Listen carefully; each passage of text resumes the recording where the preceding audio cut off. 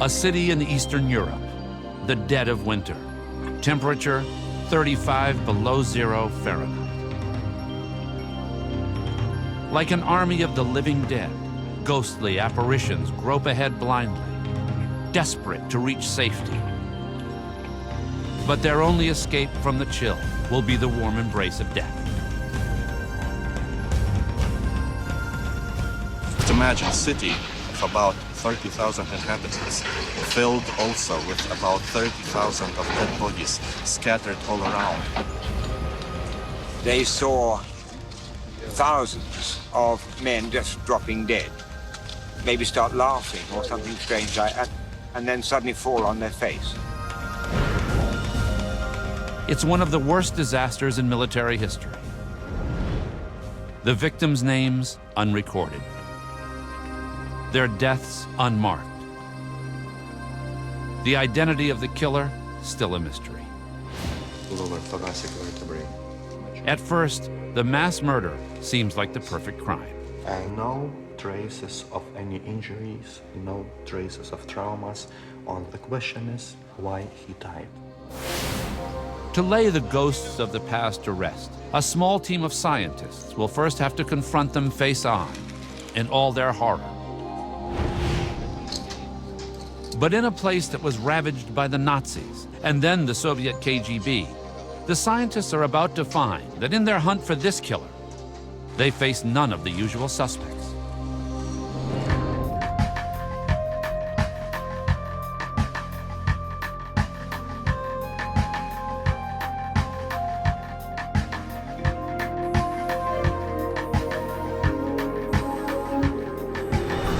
Lithuania was the first of the Soviet republics to declare its independence in 1990.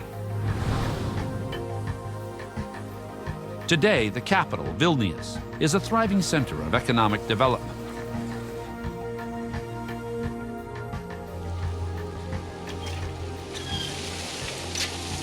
But dig beneath the surface, and icy fingers reach up out of a dark past. You can see here the old building, old type buildings, and new one. Arturas Suokas is mayor of Vilnius. We are on the crossroads between different countries.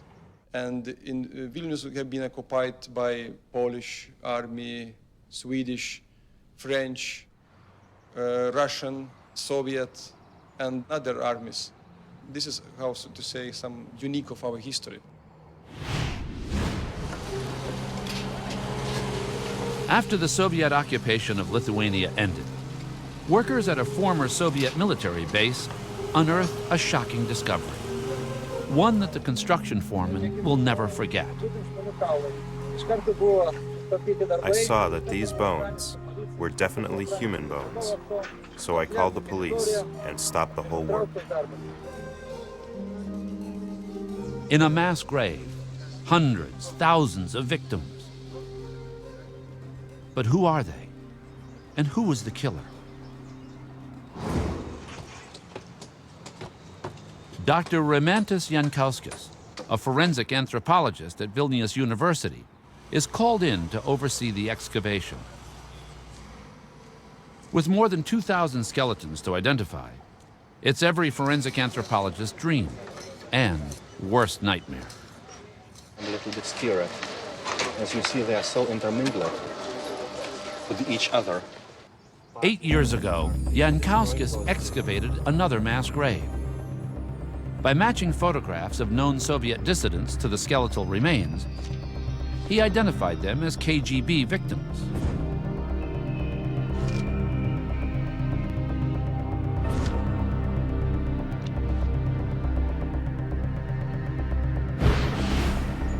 This pit is only half a mile from the KGB site. It makes the Soviets the prime suspect here too. But something doesn't add up. This time, there is no smoking gun. There is relatively few artifacts on the find, no weapons, very few coins, and very few military insignias. Before burial, bodies were partially stripped of their clothing, and decades of decay have conspired to conceal the last shreds of incriminating evidence. Then, a single button from a vanished uniform, a tantalizing clue to the identity of the victims.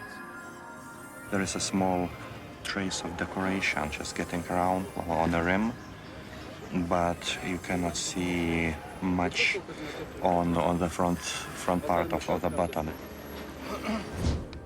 When the buttons are cleaned, archaeologists positively identify their source. It plunges them back in time to the mightiest army in European history. An awesome force under the total control of a single extraordinary man. More books have been written about Napoleon Bonaparte than the number of days that have passed since his death, and still he amazes. Napoleon is not even French. He's a one-time artillery lieutenant from the island of Corsica. But by 35, he has crowned himself Emperor of France, and he's Europe's reigning workaholic.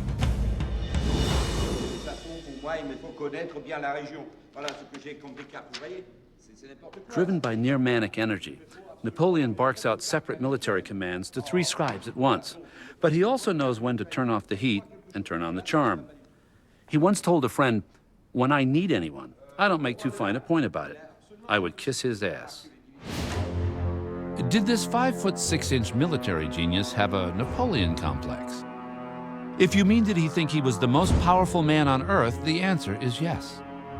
But by 1812, with all Europe under his control, well, who was going to argue with him? 5 years before, Napoleon and the Tsar of Russia had signed an alliance against England, Napoleon's arch enemy. But the Tsar has broken it by continuing to trade with England. Now, for Napoleon, it's payback time. Conquest has made me what I am, and conquest alone can maintain me. For 2 years, he plans the invasion of Russia.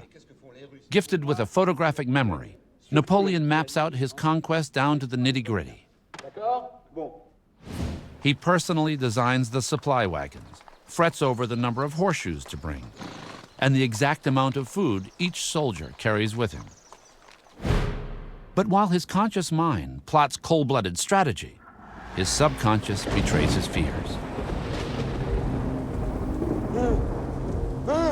Napoleon is haunted by a recurring nightmare, according to this account by his valet.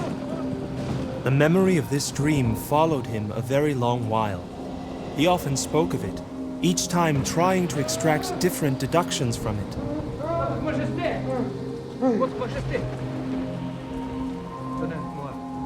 Napoleon admits he's rattled. A bear was ripping open my chest, he says, and tearing my heart out.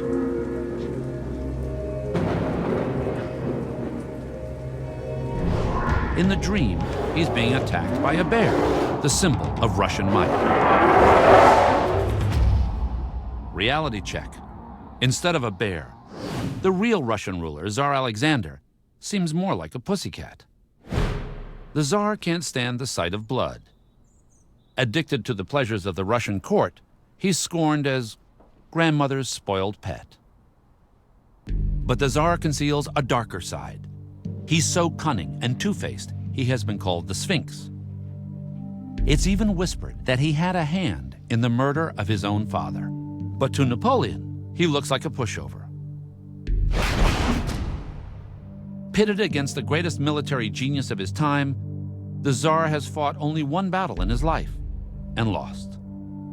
The invasion of Russia looks like a slam dunk.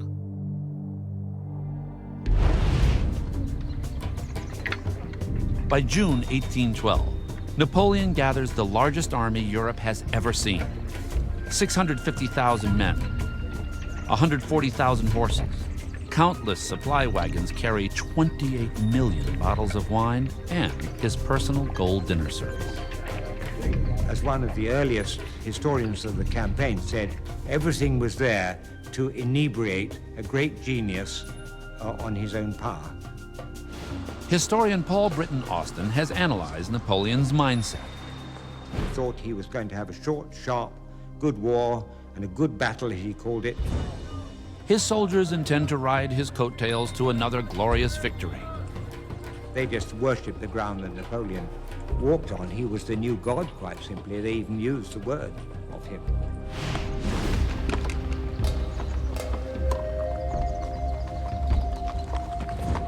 They set out towards the river Niemen at the Lithuanian border. One of his generals proclaims, The word Niemen inflamed our imagination. Everybody was on fire to get across it. but who are these soldiers willing to lay down their lives for the man they call le patron, the boss? So, I can make a note that this is male. From the 1,700 skeletons examined so far, Dr. Jankowskis has put together a startling portrait of Napoleon's invasion force. The illustrative majority was prevailing young males 20 to 25 years. Just few of them, less than 10%, were younger than 20, but some of them are as young as 15 years. The research bears out what historians had long suspected. After 16 years of nonstop war, Napoleon has been forced to draft tens of thousands of raw recruits. Accounts reveal that no one was more worried about it than Napoleon himself. I find these men too young. What I need is people who can stand fatigue. Men who are too young only fill the hospitals.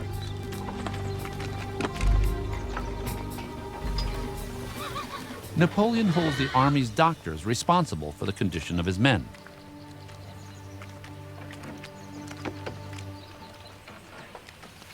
When he meets an artillery surgeon, Edouard Deschy, Napoleon grills him on the health of the troops. Êtes-vous le docteur à l'hôpital d'Insterbourg? Vichy, sire. Pour Cyril. Qui est cet enfant? Then he sees the doctor has brought his son with him. Monsieur, cet enfant devrait... The boy should be in school, he growls. The startled doctor replies that he hadn't expected to come so far from France. Anyone who belongs to the army, says Napoleon, should be prepared for anything.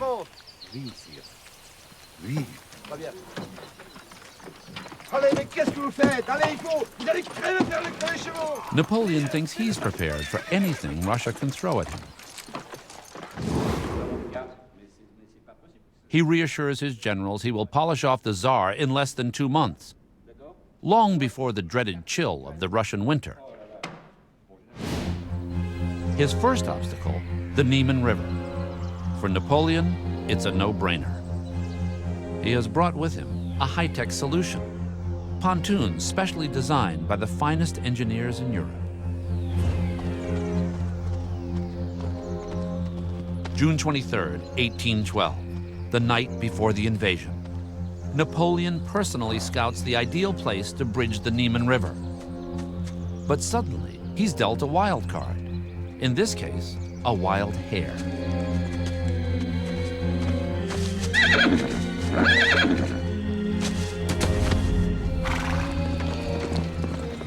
A close aide, General Caulaincourt, observes his reaction.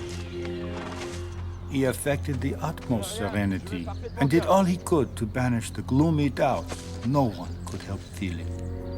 But his officers are more shaken up than Napoleon is. Instantly, the reflection occurred to me that it was a bad augury. Nor was I the only one to think so. For the Prince of Neuchâtel seized my hand and said, "We'd better not cross the Niemen. This is a bad omen."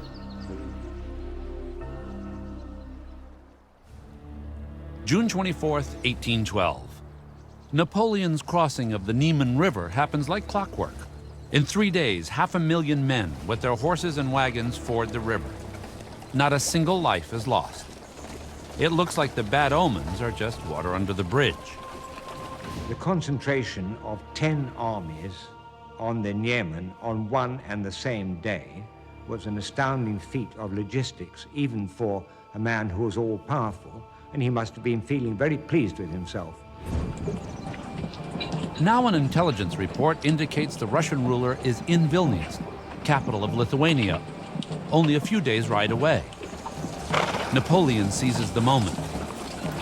The French outnumber the Russians 3-1. Napoleon figures sheer numbers will bully the Tsar to the peace table. But when the first reports trickle in from Vilnius, he's stunned. The Russians have fled the city.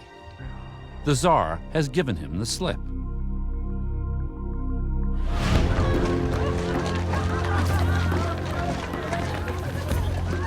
When Napoleon army came to Vilnius, many of Vilnius citizens at that time have been quite happy because the Napoleon army kicked out the Russians.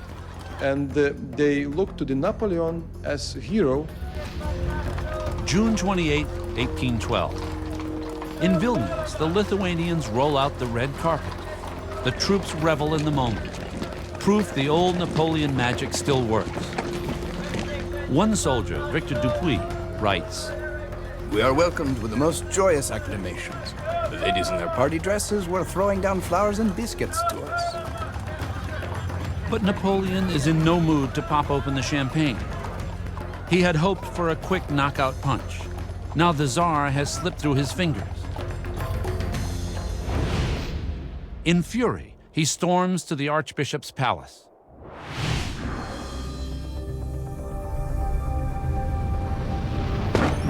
He enters the very room where the Tsar stayed only the day before.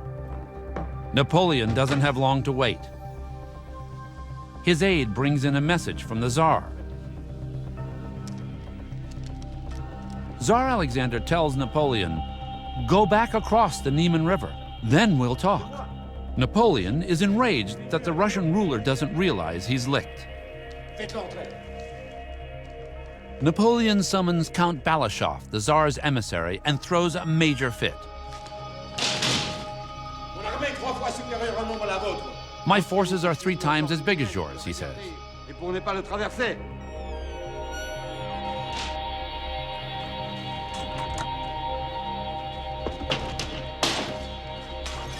Aren't you ashamed?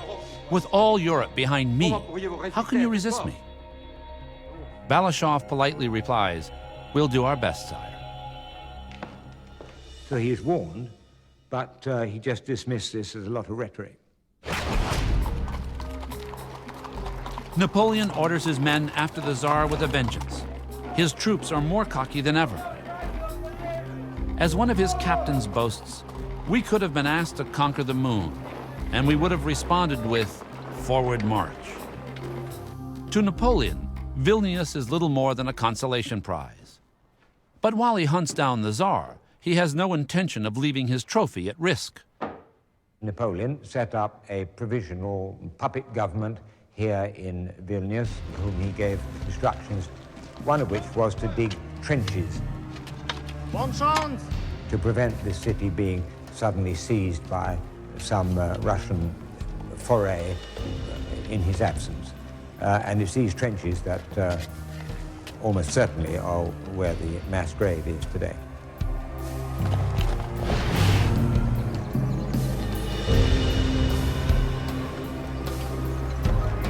Napoleon's Grand Army sets off on the heels of the retreating Russian troops. Their mission, to catch the Tsar before he escapes deep into Russia. There are a couple of his vertebrae, backbones, that have traces of fractures from pressure.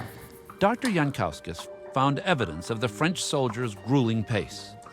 This is a case of so-called marsh foot. That happened from heavy physical load. Bones were breaking because of tiredness. The forensic evidence confirms reports that the French soldiers set a blistering pace, up to 25 miles a day, carrying 60-pound packs. And scientists were puzzled to find something else that the remains of Napoleon's soldiers had in common. The most fascinating find for us was when you put lower jaw and upper jaw together.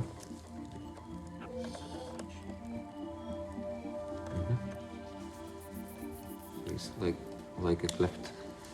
Cleft among teeth. The strange notch was seen in the teeth of numerous skeletons, but no one knew what it meant until Jankowskis tried slipping something into the slot. So working hour lasts for 50 minutes, and the rest, 10 minutes, is rest or smoking rest. And He was not wasting his time and just loved to smoke his pipe. A smoke might offer a welcome break from the grueling march. But nothing can bring relief from the fierce Russian climate, according to weather expert David Rhine. Russia has one of the most extreme climates in the world. The vast size of the Asian landmass and its isolation from warm ocean currents create a climate that is lethal in winter, brutal in summer. At the beginning, you had heat exhaustion. You had dehydration. During the first part of the campaign, the weather was hot and it was dry. You had exhaustion. You had rainstorms that muddied the roads up and caused wagons to be left behind and to collapse and soldiers to be stuck. As the campaign continued, you began to have diseases. With their supply wagons bogged down far behind them, the French must live off the land. But the Russian Cossacks torch everything in their path. The scorched earth policy certainly what was a very nasty blow. It wasn't the peasants who burnt down their own villages heroically or anything like that, but it was the Cossacks, who were the Tsar's police, as it were, who drove them out, burnt down their villages and their crops. Even Napoleon's most loyal officers see trouble ahead. All his generals begged him not to go any further.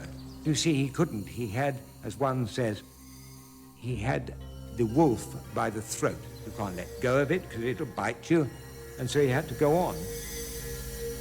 Too stubborn to turn back, Napoleon spends 3 months chasing the Tsar's army across Russia towards Moscow. Intelligence reports indicate the Tsar is in the Russian capital to supervise its defense. He knew quite a bit about the Russian landscape before he went in there. The road to Moscow from Europe follows the high ground. This high ground was created by ancient glaciers, and this is a traditional invasion route.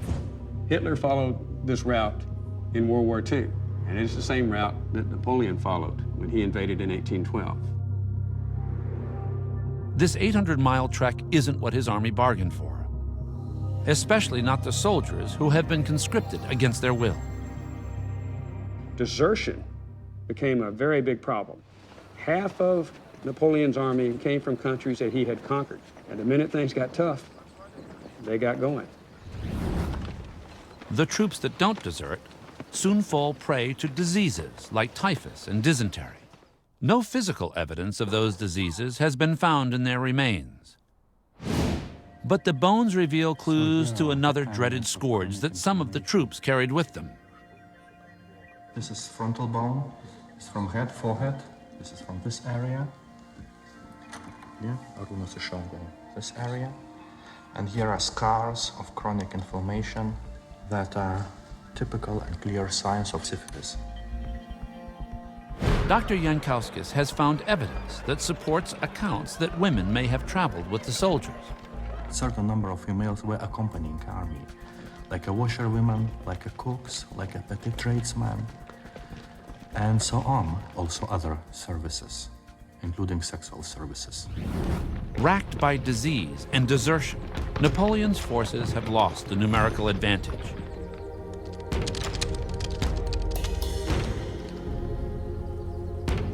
September 6, 1812. At last, Napoleon gets his wish. He catches up with the Russian army at Borodino, a village 70 miles outside of Moscow. But instead of a 3-to-1 advantage for the French army, the balance has shifted. The Russians now have a slight edge. Both sides have their backs to the wall. The troops in the French army, they all knew that they must not be defeated because they were 2,000 miles from France. The Russians were determined to stand and fight more for the honor of Russia than anything else to stop the French getting into Moscow. Before the battle, Tsar Alexander sends an appeal to his troops. Defend Mother Russia from the unholy invaders. The blood of the valorous Slavs runs in your veins. Warriors, you are defending religion, our country, and freedom. I am with you. According to one of Napoleon's officers, his men have very different motives. They know no other divinity than their sovereign, no other reason but force, no other passion but glory. They have pinned everything on Napoleon. Now he's literally under the weather. At least that's the diagnosis of his personal physician. He was tormented by the winds, by the mist, the rain, and the atmosphere.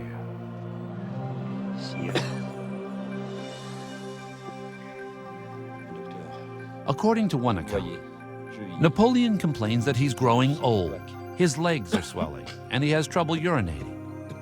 He blames it all on the humid weather.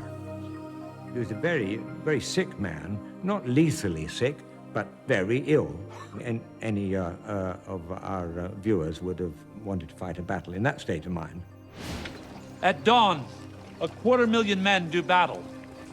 The fighting is intense. An estimated 3 cannon shots per second, 430 musket rounds a minute, for 10 long, bloody hours. The Russians are about to crack. But to defeat them, it will mean Napoleon has to risk his personal troops, the Imperial Guard. He's eyeball to eyeball with the enemy. For the first time in his life, Napoleon blinks. He refused to send in the Guard because he said, what if there's another battle tomorrow? Now, the young Bonaparte wouldn't have said that. This was the crux of the thing. He would have known it. The Battle of Borodino is the bloodiest in history. 74,000 casualties in a single day. That's over 3 times the total casualties on D-Day in World War II. And all for what? Napoleon arrives at the gates of Moscow. According to tradition, he should be presented the keys to the city. But don't hold your breath. No keys were brought. He was extremely mortified. They marched into the city, and to their amazement, they found it empty. That same night, September 15, 1812, Napoleon faces an astonishing sight. The city of Moscow engulfed in flames. He's even more amazed when he learns who did it. The Russians themselves, working on orders from the city's governor. One account records Napoleon's outrage. This is a war of extermination. To burn down one's own cities. A demon inspires these people. The fires destroy 4/5 of Moscow and much of the food stored within its walls. Napoleon sends urgent peace initiatives to the Tsar in St. Petersburg. For 5 weeks, he waits for a response. But all Napoleon hears is the ominous ticking of the clock. The Russian weather is an enemy he can neither charm nor bully, and each day, his window of escape is narrowing.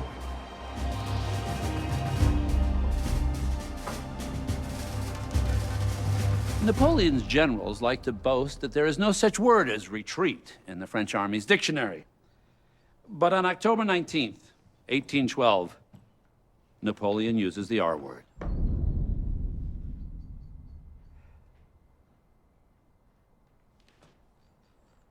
The retreat from Moscow begins. Take off your hat.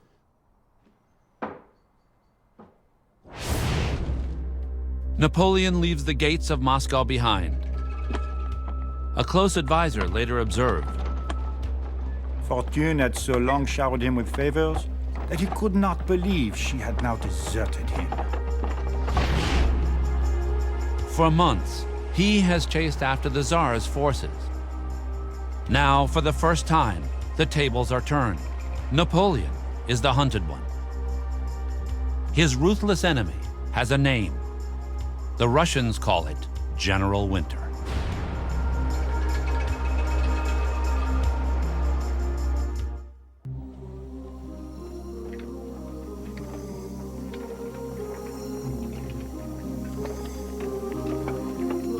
Napoleon's men set out from Moscow in a race against time.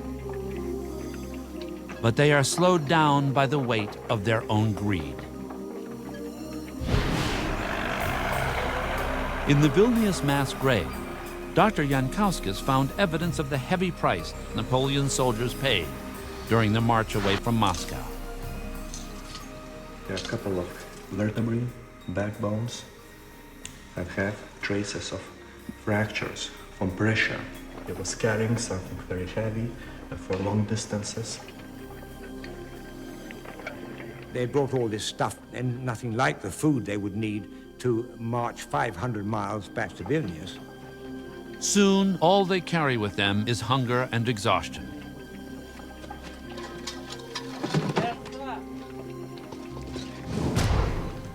With the French troops weak and demoralized, Russian Cossacks move in like hungry wolves for the kill.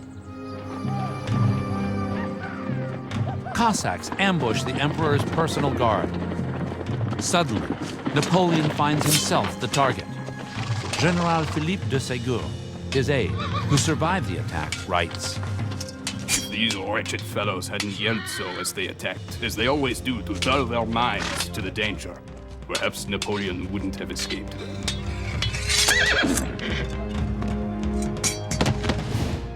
That night, Napoleon takes drastic steps to make sure he'll never be captured alive. He has his physician prepare a lethal dose of fast-acting poison. Some experts believe it was opium mixed with belladonna.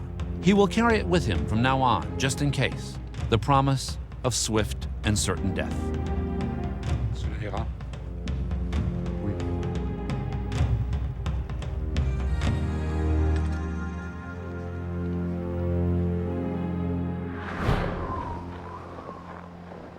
Like the poison he now carries with him, the Russian weather afflicts Napoleon like a curse.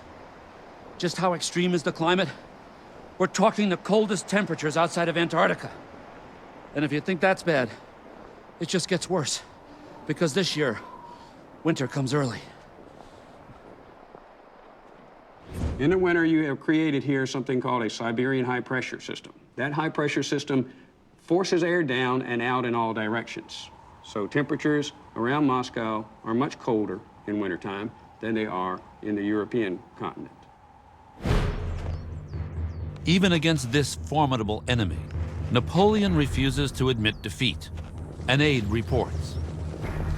It seemed as if the Emperor were expecting some miracle to alter the climate and end the ruin that was descending on us from every side. Alas, the Emperor deluded himself, and our ruin followed on his misfortune. A ruin that rips the famed French esprit de corps to shreds. Total anarchy descends on the troops. The whole thing fell to pieces, and the egoism, the selfishness, terrified and horrified the army. With all hope gone, some choose to end their misery. An eyewitness recalls. Hundreds of men, feeling they could no longer endure such hardships, killed themselves. Every day we heard isolated shots ring out in the woods. Patrols sent to investigate always came back to report. It's a Frenchman who's just blown his brains out. Temperatures sink to 30 below zero. The new enemy is hypothermia. In an effort to generate heat, the victim's body shivers uncontrollably. Blood stops circulating to the arms and legs. In the final stages of hypothermia, delirium seizes hold.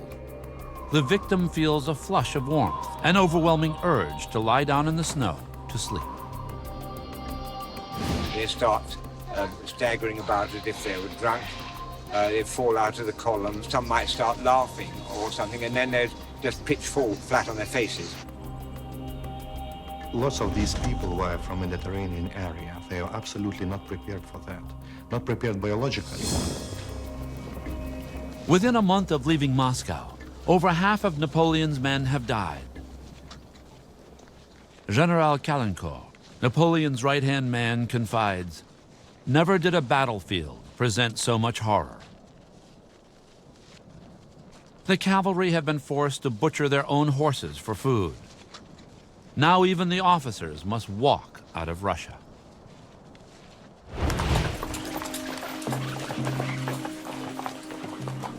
November 9, 1812.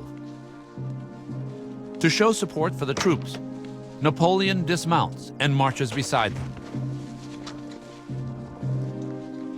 But according to one soldier, his gesture of sympathy backfires.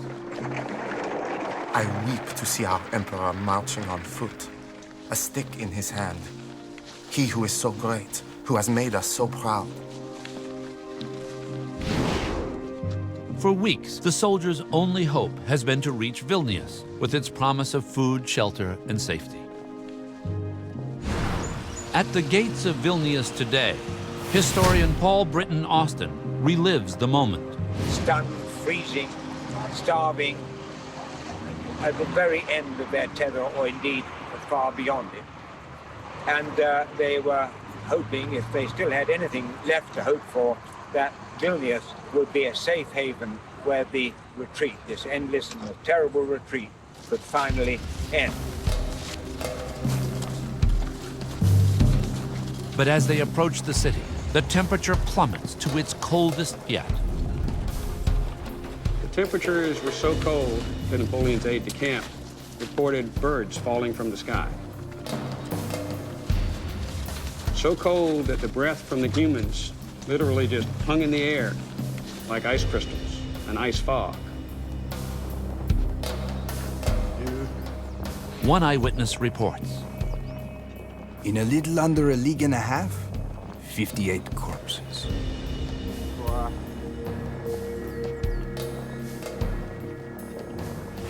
Finally, after marching for a month and a half, what's left of Napoleon's grand army catches sight of Vilnius, their last hope for a sanctuary.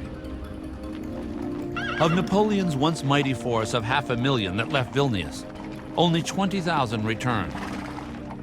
Even now, many of his men still cling to the hope that their leader will save them. They're out of luck. Napoleon is no coward, but he's got his own agenda. He's off to Paris to deliver his spin on the Russian disaster. The French are like women, he says. You must not stay away from them too long. Napoleon had beat it for Paris. 8 days it took him to get to Paris. Nobody had ever crossed Europe that quickly before, but the purpose was to get there before the news got there. Soon, news reaches Napoleon's men that he has abandoned them. What effect his departure had on his troops, we get different accounts of. It's an extraordinary, but one thing that all these people say is that though they cursed their officers and they cursed the weather and they cursed the Russians, nobody ever heard anybody curse Napoleon. A French captain recalls the impact of the moment. As long as he'd stuck with us, our total confidence in him had helped to reassure us. Now, all hope of any happy outcome vanished with him. On their 800-mile death march, the French troops look to Vilnius as a beacon of hope. Now, abandoned by Napoleon, they will have to face the final horror alone.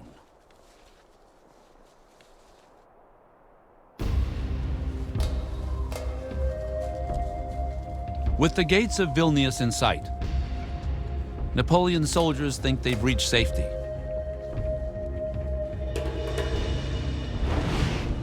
At those same gates, Paul Britton Austin relives the deadly gridlock of that day. And in no time at all, though the most hideous pile-up here in front of this gate, as more and more people came on, hundreds, thousands of them. But around this gate, there must have been among the most hideous sights you can possibly imagine. Collapsing outside the gates, Napoleon's aide, Victor Dupuy, is more dead than alive.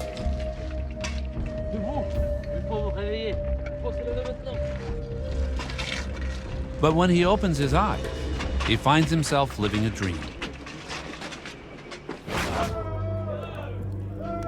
Napoleon's men can't believe it. After the horrors of the march, they feel like they've entered a parallel universe. As one soldier reports, with a feeling of prodigious happiness, we saw glittering shop windows, well-dressed people, and above all, the restaurants. Ironically, men who survived Cossacks and the Russian winter die at the dinner table. They seem to have stuffed themselves with food and drink, and some of them just died on the spot. You can't do that after starving for weeks on end.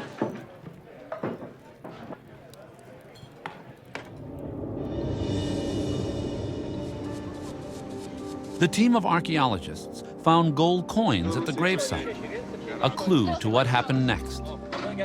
Some person was quite rich in this grave, but unfortunately didn't save his life. Money. A few coins are not enough to buy food. Soon, bread sells for its weight in gold.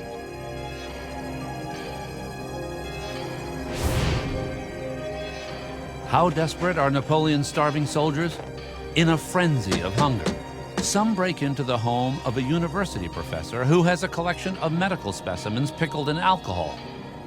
The soldiers pig out on the human organs preserved in the jars. Scientists now suspect that thousands more did not die from hunger, that the soldiers brought disease with them on their death march. Dr. Jankowskis and his team have examined scraps of soldiers' clothing for microscopic evidence of what killed them. This fragment of textile I can recognize as remains of socks. We are trying to take the best preserved pieces of uniforms, of clothing, and to analyze them under microscope, first of all, so for the remains of lice. This could be indirect proof about presence of epidemics of typhus.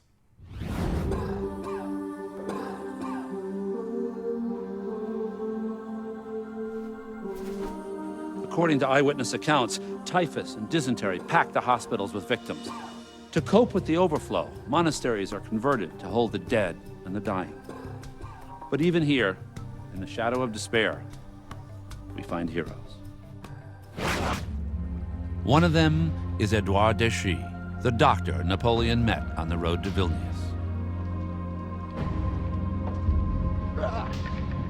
In the midst of all the chaos and horror, there was one unselfish, devoted man who looked after his patients with such devotion that he himself caught the typhus and died.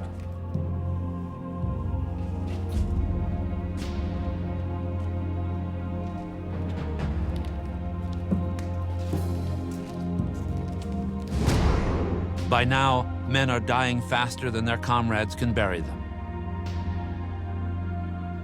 The bodies pile up, clogging the streets of a city bloated with death.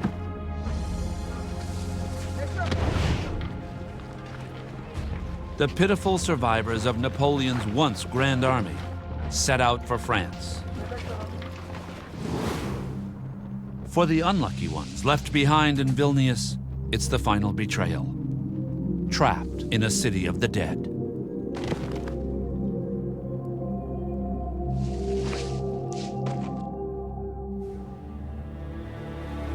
When the Tsar's forces finally enter Vilnius, there's no French army left standing. And in a place where death rules, life takes on a terrible new agenda.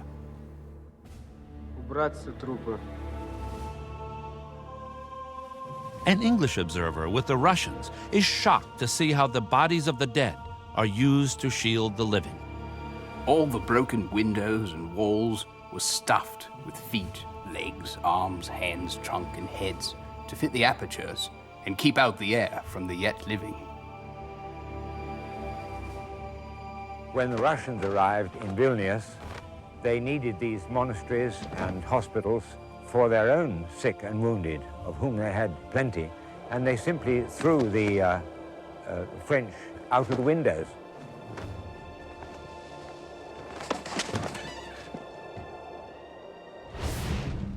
Archaeologists like Dr. Jankowskis find evidence of the unthinkable.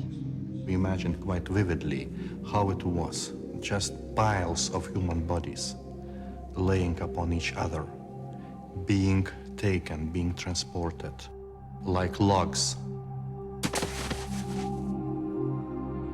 With the grim irony of war, Russian troops hurled the bodies of Napoleon's soldiers into the trenches the French had dug themselves only a few months before. Even then, evidence suggests the soldiers' bodies were not left to rest in peace. Dr. Jankowskis found cuts in the victims' bones, a clue to what might have happened next. One of the possible explanations would be people were trying to remove valuable things, or let's say shoes, boots, from their bodies. So if boot was frozen, they were maybe trying to remove the sharp instruments with a big knife or even sword.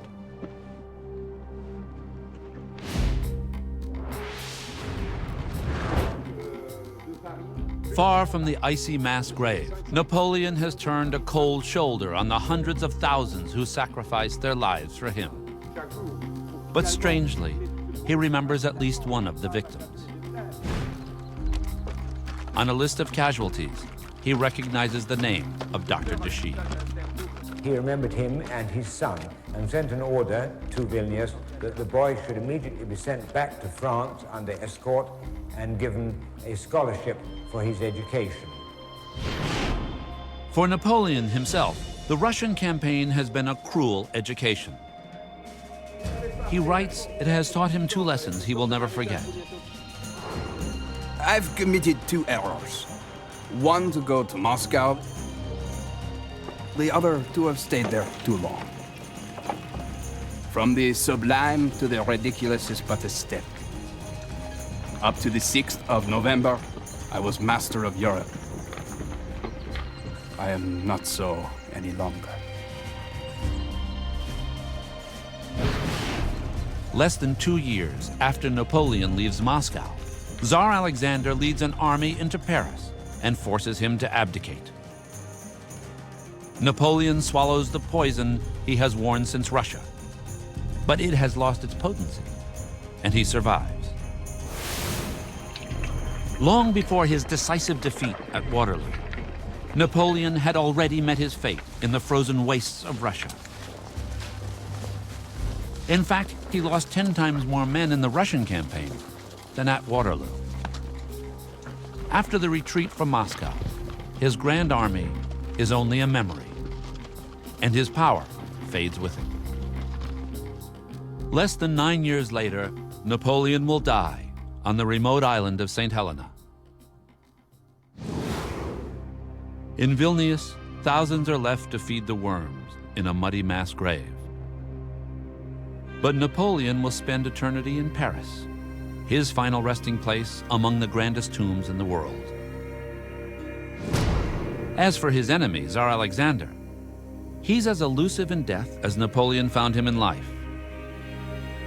When the Tsar's grave is opened in 1926, it's empty. What happened to him remains a mystery to this day.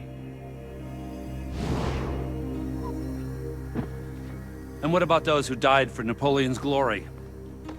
Nearly 200 years later, their remains will finally be laid to rest with dignity at a military cemetery in Vilnius. Here they will join the ranks of soldiers from 2 world wars. But theirs may be only the first wave. So far, 3,000 bodies from Napoleon's lost army have been found. But if Russian accounts are accurate, there are another 34,000 bodies of Napoleon's soldiers in Vilnius, yet to be discovered.